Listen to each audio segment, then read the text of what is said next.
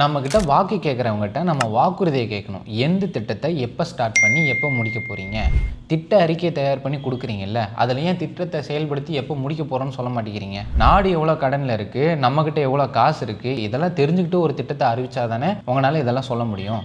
ஆட்சி பிடிக்கிறதுக்காக அறிவிப்பாக கொடுத்துட்டு இருந்தீங்கன்னா உங்களால் எப்படி இதெல்லாம் சொல்ல முடியும்? இப்போ என்னையே எடுத்துக்கங்க. நானே எலெக்ஷனில் நிற்கிறேன்னா நீட் எக்ஸம்ஷன் தரணும், மது விலக்கு ஒழிக்கணும், கச்சத்தீவு மீட்கணும், டோல் எல்லாத்தையும் ரிமூவ் பண்ணணும். இந்த மாதிரி எனக்கும் ஏகப்பட்ட ஆசைகள்லாம் இருக்குது.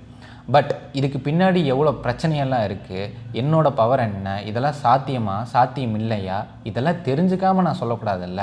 பட் ஒரு வேளை இதெல்லாம் நான் தெரிஞ்சுக்கிறேன், என்னோடய பவர் கம்மி தான், என்னால் இதை சாதித்து காட்ட முடியாது, இதெல்லாம் நான் புரிஞ்சுக்கிறேன்னு வைங்க. பட் புரிஞ்சுக்கிட்டுமே நான் உங்கள்கிட்ட இதை அறிக்கையாக நான் கொடுக்குறேன்னா நான் உங்களை ஏமாத்துறேன்னு அர்த்தம். ஏமாறுறவன் இருக்கிற வரைக்கும் ஏமாத்துறவன் ஏமாத்திட்டு தான் இருக்க போறான்.